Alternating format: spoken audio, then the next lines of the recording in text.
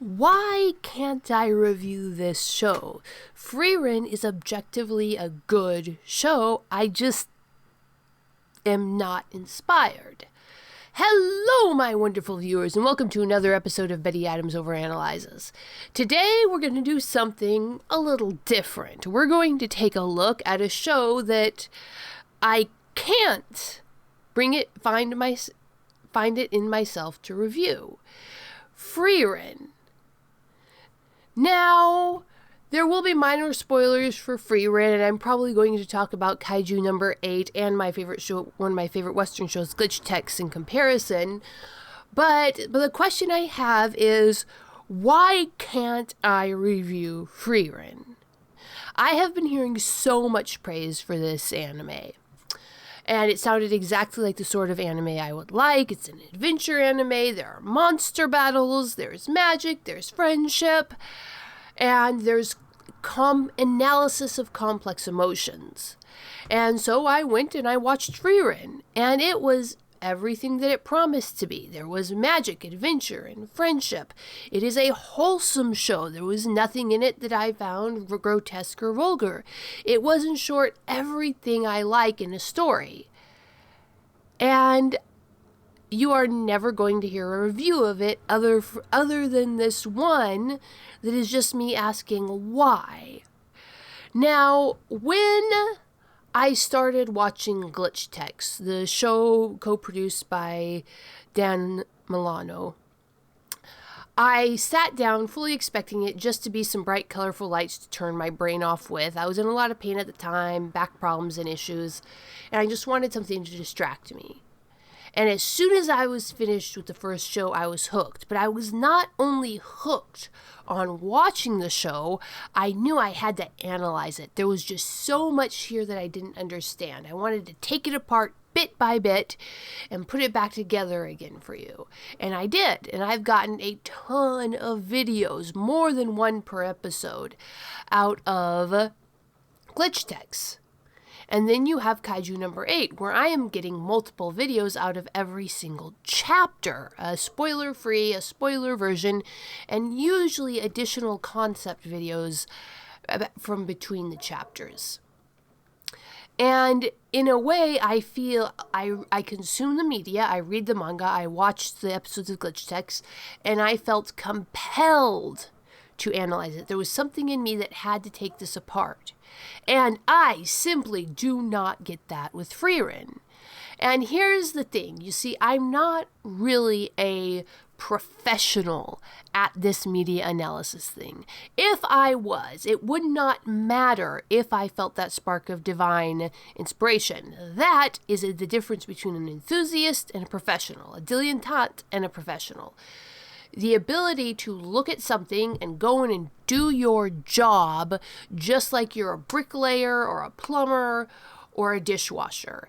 A dishwasher does not need to feel inspired to wash the dishes. I have washed many a dish in my life. I have plunged many a toilet in my life. You look, you see the problem, you take care of the problem, you fix the problem. Inspiration is something different.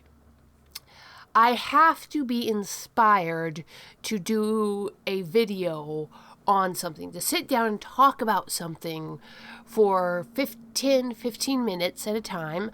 I have to actually feel inspired. Now, if you take someone like, let's see, who is the example? Micro, the Dirty Jobs guy. One of his tests to get a job was he was given a pencil and told to talk for 8 minutes about that pencil, and he did. He was not inspired by the pencil. He was just a professional doing a good job talking about something for a particular length of time following the formulas. And I suppose I could do that with Frieren, and it would produce a bland, boring product that it would be a torture to you guys to listen to, as much as it was a torture for me to make. I'm not a professional when I come to this. This is just a side gig, or a passion project, a hobby. Analyzing media is a hobby for me. And so, when I don't have the inspiration, I can't. And I can't analyze Frieren, but for the life of me, I can't figure out why, because it shares so many things in common with my two favorite pieces of media I've ever analyzed, glitch text and Kaiju number 8. It is a very traditional classic anime based on the concept of of Dungeons and Dragons. It is a Dungeons and Dragons anime. You've got the different races that are heavily based in Tolkien. You've got the dwarves who are long-lived, but not as long-lived as the elves, who are effectively immortal. You have the elves being more spiritual, less physical beings like the humans. You've got various demonic-like entities, creatures of pure evil.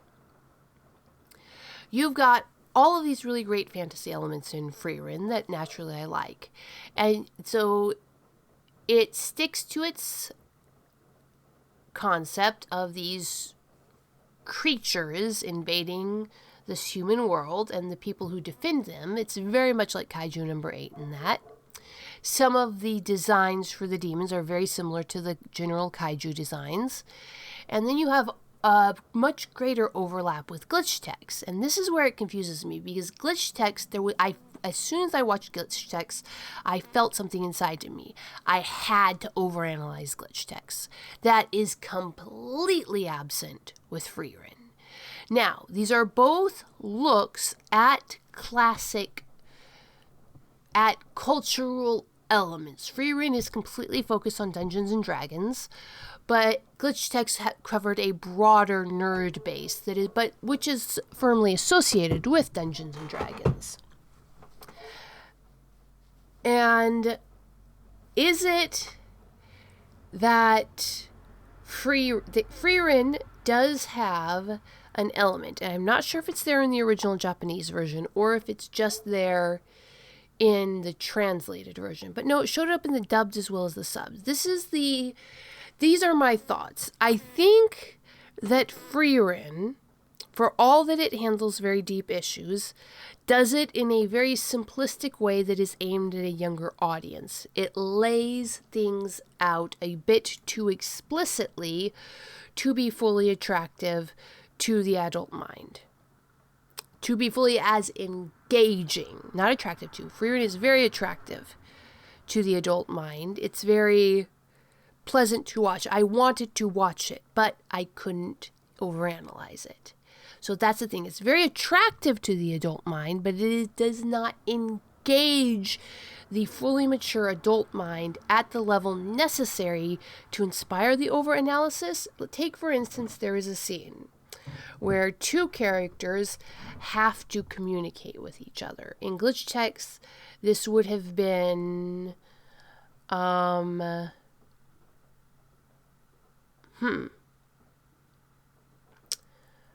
good example might be the Five Nights at Freddy's glitch text episode, or even the Alpha Leader episode. But in the Frieren version, you have two characters who are failing to communicate, and therefore there is an unfortunate emotional block between them. And you have the older character come out and explicitly state, you guys need to sit down and talk to each other. And then the older character walks them through that resolution process. And it's a very good scene and very mature. But I think that ultimately that was only the surface level. No, because it was a very deep scene. See, this is very confusing to me. I don't know why I can't analyze Frieren. When I think about glitch tech, my brain immediately catches on texture to the story. I grab the story and start pulling it apart. When I think about Frieren, my brain just comfortably sinks in and through it, and there's nothing to catch me on. And so, but what do you think, my wonderful viewers? I could call up individual moments. Perhaps, is the story in Frieren too simplistic? No, there's a lot of complexity there. Is it laid out, aimed at too young an audience? No, I never once felt spoken down to or condescended to by Frieren. They're definitely dealing with adults as well as having it aimed at a younger audience. And they know it. It's very high quality Sesame Street in that matter. But, so what is it? What is it about Frieren that prevents me from overanalyzing it? Why can't I sit down and take apart each episode of Frieren and get a whole Betty Adams overanalyzes session out of it? Tell me. I'm genuinely curious. What do you think, my wonderful viewers? Please tell me below in the comments. Hit that like and subscribe, and peace out, my wonderful viewers. Humans Are Weird, we took a vote. The second book of Human Absurdity is now available in audiobook format. Everywhere where audiobooks are sold. Barnes & Noble, Google Play, Kobo by Rakuten, and of course, Audible and Amazon. So you can now get a copy of the audiobook format of all 70,000 words of Human Absurdity.